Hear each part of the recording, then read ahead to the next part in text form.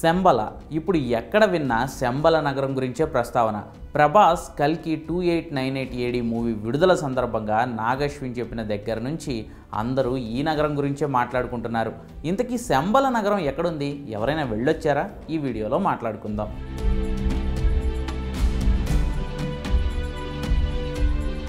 హిమాలయాల్లో అడుగడుగున ఉన్న ఎన్నో రహస్యాల్లో శంబల ఒకటి. భాగవత పురాణం, బ్రహ్మ వైవర్త పురాణం, విష్ణు పురాణం, బౌద్ధులు విశ్వసించే కాలచక్రం గ్రంథంలో ఈ సీక్రెట్ సిటీ శంబల గురించి ఉంది.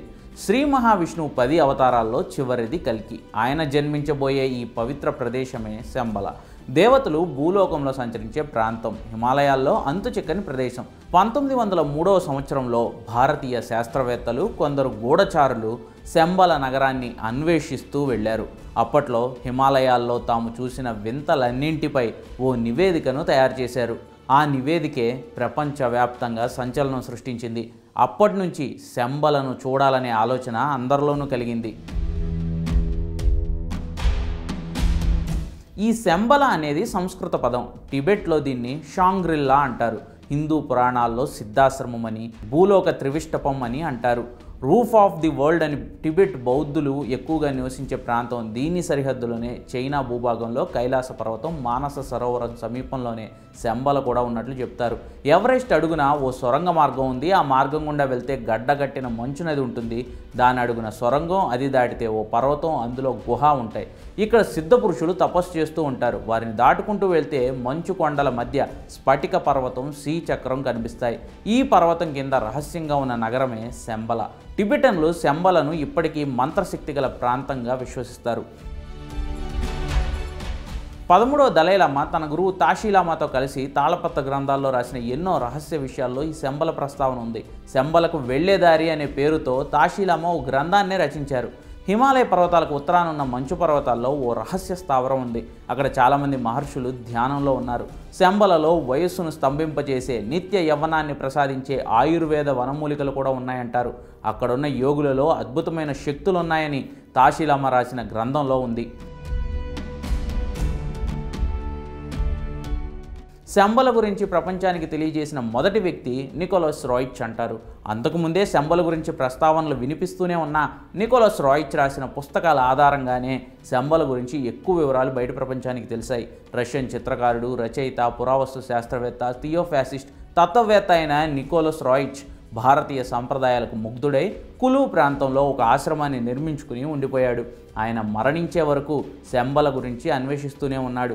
రోరిచ్ మరణం తర్వాత ఆయన శంబలకు సంబంధించిన రహస్యాలు చాలానే వెలుగు చూశాయి. కులులో ఉన్న రోరిచ్ ఎగ్జిబిషన్లో ఈ వివరాలన్నీ ఉన్నాయి.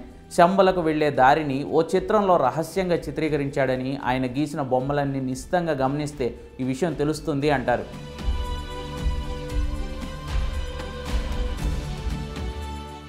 కల్కి జన్మించడానికి ముందు ఎర్రని రాయితో చేసిన ఓ గుర్రం సెకిలిస్తుందని రోరిచ్ పుస్తకంలో ఉంది. ఓ జీవశిల దేశంలో అన్ని ప్రాంతాల్లో తిరుగుతుందని, సరిగ్గా కల్కి జననానికి ముందు శంబల చేరుకుంటుందని తన రచనల్లో ప్రస్తావించాడు రోరిచ్. ఈ మెరిసే శిలనే చింతామణి అంటారు. కల్కి వర్ణిస్తూ గీసే చిత్రాల్లోనూ ఇది కనిపిస్తుంది. రోరిచ్ రాసిన పుస్తకాలు, గీసిన బొమ్మలను చూసిన తర్వాత శంబలపై హిట్లర్కి కూడా ఆసక్తి పెరిగింది. అక్కడ అద్భుత శక్తుల గురించి తెలుసుకోవాలనుకుని తన గూఢచారులను పంపించాడు. కానీ శంబల గురించి ఏ వివరాలు తెలుసుకోలేకపోయాడు. 1889వ శతాబ్దంలో జన్మించిన సన్యాసిని ఆనందమయ్యి హిమాలయాల్లో 20 అడుగుల ఎత్తున్న వారిని చూశానని చెప్పారు.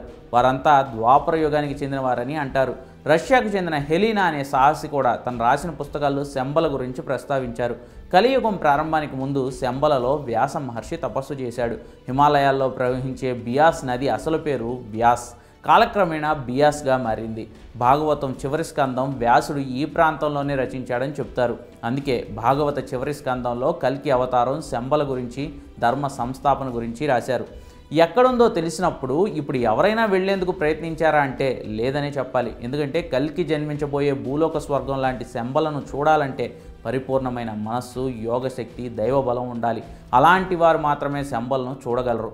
అప్పటి వరకు అది మాయానగరమే. కేవలం కల్కి జన్మించిన తర్వాత మాత్రమే జనబాహుళ్యంలోకి వస్తుంది శంబల. అప్పటి వరకు ఓ వింత మిస్టరీ సిటీ అది.